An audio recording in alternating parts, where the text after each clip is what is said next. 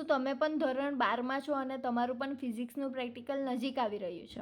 તમે પ્રયોગ તો મોઢે કરો જ છો, પણ સમય જતાં જતાં એ પ્રયોગ ભૂલી જવાય છે, અથવા તો યાદ રહી છે તો પણ આ પ્રયોગની માહિતી આમાં લખાઈ જાય છે, આ પ્રયોગના સૂત્ર ભૂલીને બીજામાં લખાઈ જાય છે, બીજા પ્રયોગનું ત્રીજા પ્રયોગમાં જતું રહે છે, અવલોકન કોષ્ટક યાદ નથી રહેતા, વિદ્યુત પરિપથ નથી દોરાતા, નાની નાની ભૂલો આવે છે. તો શું કરવાનું? આ બધાનું સોલ્યુશન તમને આ વિડીયોમાં મળશે. આ વિડીયોમાં હું તમને પ્રેક્ટિકલ બતાવવાની તો નથી, પણ યાદ કઈ રીતે રાખવાનો છે, સપ્લિમેન્ટરીમાં તમારે લખવાનું કઈ રીતે છે, એ દરેક વસ્તુ હું તમને જણાવીશ અને સમજીને અમુક ટિપ્સ આપીને તમને આ પ્રેક્ટિકલ મોઢે કરાવી દેવાની છું, જે તમને છેક સુધી યાદ રહેશે, એ ગેરંટી છે. હવે આપણે પ્રયોગ 1 વિશે વાત કરવાના છે. ત્યાર પહેલાં તમને જણાવી દઉં કે જ્યારે તમે પરીક્ષા આપવા જશો ને, તો તમને પાસે અમુક ઊંધી ચિઠ્ઠીઓ મૂકેલી હશે. એ ચિઠ્ઠીઓમાં હેતુ લખ્યો હશે. તમારે કોઈ બી ચિઠ્ઠી રેન્ડમલી ઉચકવાની છે અને જે પ્રયોગ અંદર લખેલો હશે ને, એ પ્રયોગને સ્થાન પર જઈને તમારે ઊભું થઈ જવાનું છે અને ત્યાં જઈને સૌથી પહેલાં તમારી જે સપ્લિમેન્ટરી આપશે ને તમને, એમાં તમારો રોલ નંબર ને બધું નામ બધું લખી દેશો. ત્યાર પછી હેતુ જે તમને આપેલો છે એ બેઠો છાપી દેવાનો છે. આ હેતુ છાપ્યા પછી તમારે એ હેતુમાં જે બી કંઈ હશે એ ધ્યાનથી વાંચીને સમજવાનું છે કે મને શું કીધેલું છે. જેમ કે આ પ્રયોગ 1માં અત્યારે આલેખ બી દોરવાનો છે અને ગણતરી પરથી અવરોધ એકમ લંબાઈ દીઠ નક્કી કરવાનો છે. પણ પરીક્ષામાં તમને જરૂરી નથી કે આ બંને વસ્તુ આપે, એટલે કે આલેખ દોરવાનો પણ આપે અને ગણતરી પરથી બી તમારે જવાબ લાવવાનો રહે. કાં તો તમને આલેખ પરથી જવાબ લાવવાનો કહેશે, કાં તો તમને ખાલી ગણતરી પરથી જવાબ લાવવાનો કહેશે, કાં તો બંને વસ્તુ પણ કરવાની કહેશે.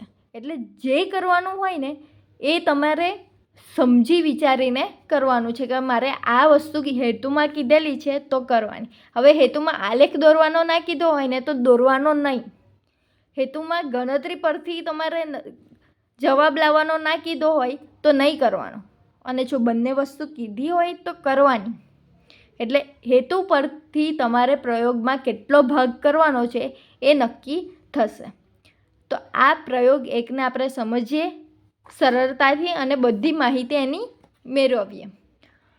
તો સૌથી પહેલાં હેતુ લખ્યા પછી તમારે સાધનો અને જરૂરી સામગ્રી લખવાની રહે. હવે સાધનોને બી ગોખવાની કાંઈ જરૂર નથી અને એને યાદ રાખવાની બી જરૂર નથી. ખાલી એકાદ વાર તમે વાંચી જાઓ તો બરાબર છે, કેમ કે સાધનો તમારી પાસે સામે જે તમારી જે હશે ને એ જ જોઈને લખવાના છે. હવે મને આ પ્રયોગ છે તો મારી પાસે તાર હશે, મિલી એમીટર હશે, વોલ્ટ મીટર હશે, જે કંઈ બી માહિતી જે કંઈ બી સાધનો હશે એ બધા મારે લખી દેવાના અને જોડાણ કરવાના તાર તો બધામાં જ લખી દેવાના કે દરેક પરિપથમાં જોડાણ કરવા માટે તો જોઈએ છે. ત્યાર પછી તમારે પ્રયોગ પોથીમાં આવે છે પદ્ધતિ. હવે આ પદ્ધતિને પરીક્ષામાં તમારે લખવાની રહેશે નહીં. પદ્ધતિને પરીક્ષામાં સ્કીપ કરી દેવાની છે. એટલે કે તમારો હેતુ લખ્યા પછી સાધનો આવશે, સાધનો પછી ડાયરેક્ટ પદ્ધતિ પછીનો જે પરિપથ આપેલો છે એ પરિપથ તમારે દોરવાનો રહેશે. હવે આ પરિપથ તમે પરીક્ષામાં દોરશો ને ત્યાર પછી તમારા સર પાસે કે જે મેડમ છે કે જે શિક્ષક છે એની પાસે સાઇન લેવાની હશે એમની. ત્યાર પહેલાં આપણે પરિપથ કેવી રીતે દોરવાનો છે, કેવી રીતે યાદ રાખવાનો છે એ સમજી લઈએ. તો વિદ્યુત પરિપથને યાદ રાખવા માટેની યાંત્રિક કે બકરી, આ બકરીમાં આ જે બ છે ને એનો મિનિંગ થાય છે બેટરી, કનો મિનિંગ થાય છે કર અને રીનો મિનિંગ થાય છે રિયોસ્ટેટ. શું? બકરી, બેટરી, કર અને રિયોસ્ટેટ. આટલું યાદ રાખો એટલે તમારી અડધો પરિપથ દોરાઈ જશે. જેમ કે બકરીમાં બેટરી છે, સૌથી પહેલાં તો બેટરી દોરી, એક મોટો છેડો છે એ પોઝિટિવ, નાનો છેડો છે એ નેગેટિવ. ત્યાર પછી કર દોરવાની છે તો કર દોરી દીધી. ત્યાર પછી રિયોસ્ટેટ છે તો રિયોસ્ટેટને આપણે આવી રીતે દોરીએ છીએ અને એનો એક છેડો આવી રીતે છોડી દઈએ છીએ અને એની ઉપર એક આવી રીતે જોડાણ રાખીએ છીએ. હવે આ બધાને હું જોડી દઈશ. તો આ તમે જોઈ શકો છો કે ખાલી આ બકરી યાદ રાખીને એના પરથી મારું આટલું કામ તો પૂરું થઈ ગયું. આટલું જે કામ છે ને ઓલમોસ્ટ બધા જ પ્રેક્ટિકલમાં છે. જેટલા બી પરિપથવાળા પ્રેક્ટિકલ છે ને એમાં બકરી તો આવે ને આવે જ, એના વગર પ્રેક્ટિકલ પૂરો થાય જ નહીં. એકાદ પ્રેક્ટિકલ છે એવો કે જેમાં આ થોડું ઊંધું છતું ગોઠવેલું છે, પણ બાકીના બધા પ્રેક્ટિકલમાં આવી રીતે બકરી તો ઉપર દોરી જ દેવાની. ત્યાર પછી નીચેનું કેવી રીતે દોરવાનું ને એ હું તમને હેતુ પરથી જણાવીશ. હવે હેતુમાં આપણને શું કીધેલું છે કે વિદ્યુત સ્થિતિમાનના તફાવત વિરુદ્ધ વિદ્યુત પ્રવાહનો આલેખ દોરીને, એટલે કે મારે વિદ્યુત પ્રવાહ વિદ્યુત સ્થિતિમાનનો તફાવત V વિરુદ્ધ વિદ્યુત પ્રવાહ Iનો આલેખ દોરવાનો છે. અને એ આલેખ દોર્યા પછી આપેલા તાર માટે એકમ લંબાઈ દીઠ અવરોધ નક્કી કરવાનો છે. એકમ લંબાઈ દીઠ અવરોધ નક્કી કરવાનો, એનો મતલબ કે છેદમાં લંબાઈ ઉપર અવરોધ, એકમ લંબાઈ દીઠ અવરોધ શોધવાનું છે.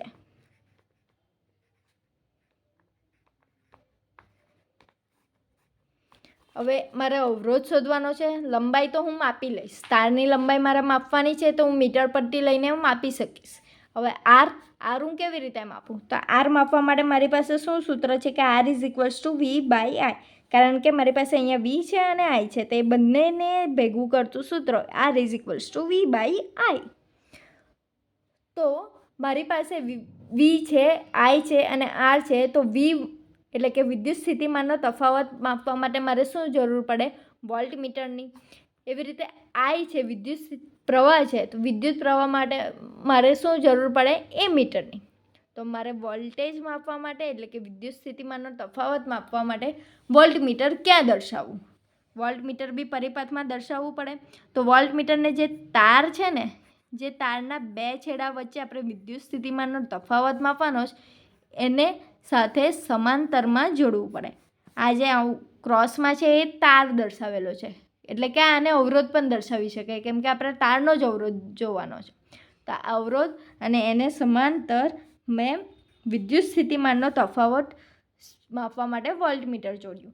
ત્યાર પછી મારે વિદ્યુત પ્રવાહ માપવા માટે એ મીટર બી જોઈએ. આપણને ખબર છે કે એ મીટરને આપણે હંમેશા શ્રેણીમાં જ જોડીએ. હવે આ પ્રેક્ટિકલમાં તમને માપવા માટે છે ને મિલી એમીટર આપશે. એ મિલી એમીટર આપે કે એ મીટર આપે એ બધું આપણે યાદ રાખવાની જરૂર નથી. કેમ? તો કે જો મને મિલી એમીટર આપ્યો હશે તો એમાં મિલી એમીટર લખીશ, એ મીટર આપેલો હશે તો એ મીટર લખીશ. તો આટલું કરતાં મને આ બધાને જોઈન્ટ કરતાં જોડાણ મારું પૂરું થયું. એટલે કે આ મારો જો વિદ્યુત પરિપથ કમ્પ્લીટ પૂરો થયો.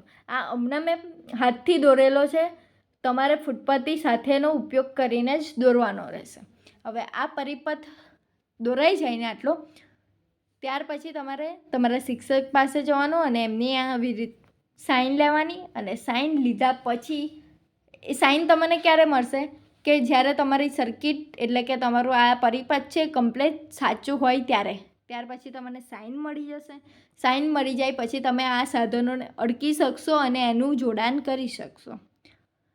ત્યાર પછી હવે તમારે અવલોકનો પણ લખવાના હોય છે સપ્લિમેન્ટરીમાં. તો વિદ્યુત પરિપથમાં દોર્યા પછી સપ્લિમેન્ટરીમાં તમારે અવલોકનો લખવાના રહેશે. અવલોકનોને પણ ગોખવાની જરૂર નથી.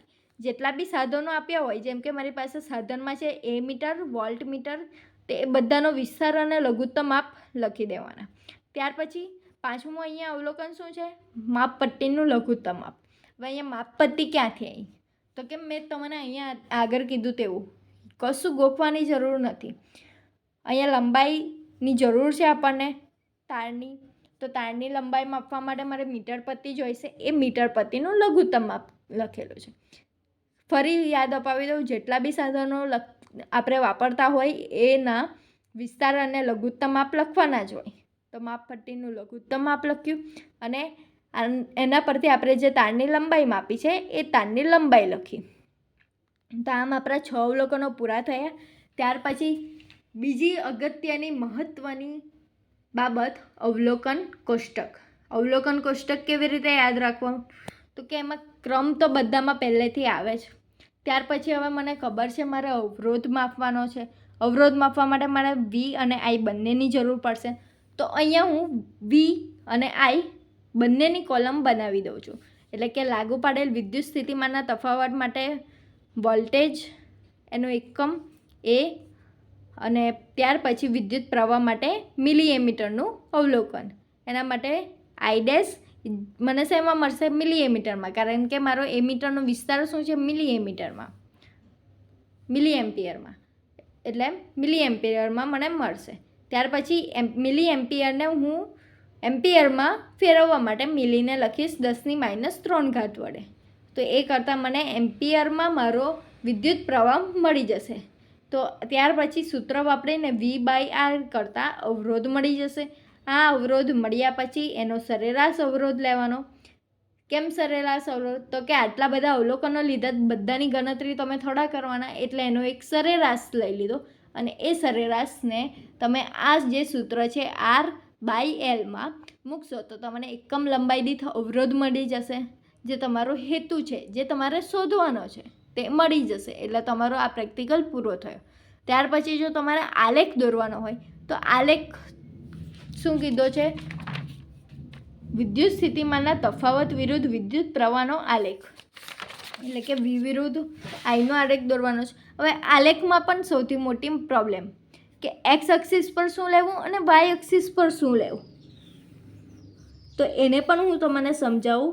જે વસ્તુ હું માપીને લખતી હોય ને એને વાય એક્સિસ પર લેવાય.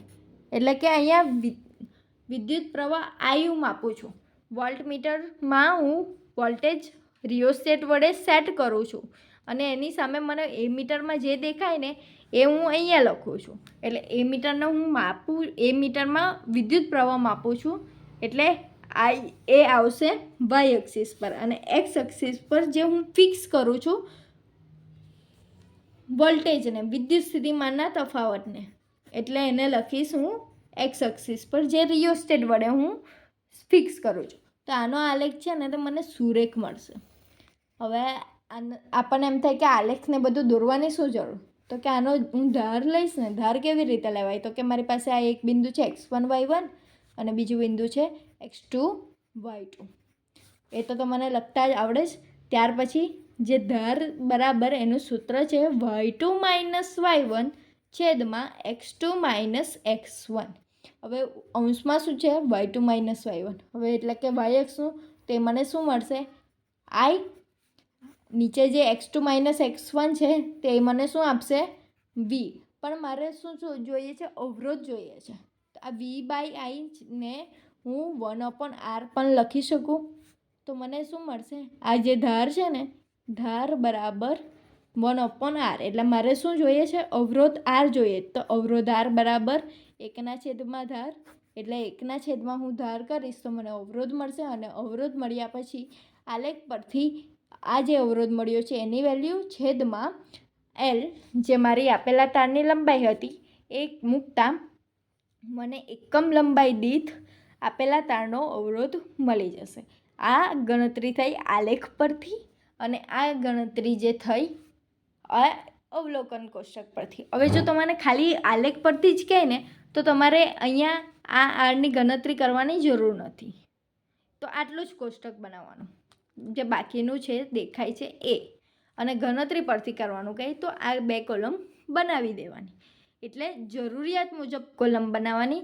જરૂરી નથી કે આપણને આ જે આપેલું છે બેઠું જ લખવાનું. હવે આ બધી ગણતરી થઈ ગઈ, એ બધું થઈ ગયું. એ જે તમારે સપ્લિમેન્ટરીમાં લખવાનું રહેશે અવલોકન કોષ્ટક પછી. અને ત્યાર પછી સૌથી છેલ્લું ને મહત્ત્વનું પરિણામ. પરિણામ લખવાના 1 થી 2 માર્ક હોય છે, એટલે એને ભૂલ્યા વગર લખવાનું રહેશે. તો પરિણામમાં આપણે ખબર છે કે આપણને V વિરુદ્ધ આઈનો આલેખ શું મળ્યો છે? સુરેખ, એટલે કે રેખીય છે.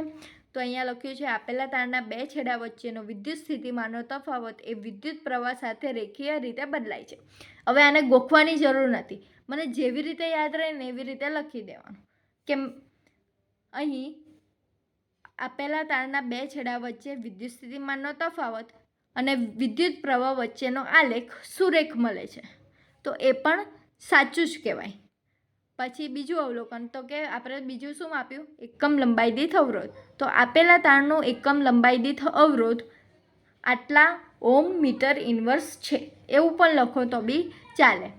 એમાં વધારે યાદ રાખવાની જરૂર નથી. આ બધી વસ્તુ તો તમારે આ જે હેતુ આપે ને એ હેતુ પરથી જ લખી દેવાની. કે હેતુમાં જો શું કીધું છેલ્લે કે આપેલા તાર માટે એકમ લંબાઈ દીઠ અવરોધ નક્કી કરવો. તો લખી દેવાનું છેલ્લે કે આપેલા તાર માટે એકમ લંબાઈ દીઠ અવરોધ આટલો છે. તો આમ કરતાં આ તમારો પ્રયોગ એક પૂરો થાય છે, જે કેવી રીતે સમજીને યાદ રાખવાનું તે બતાવેલું છે. તો આશા રાખું છું તમારો પ્રેક્ટિકલ ખૂબ સારી રીતે જાય.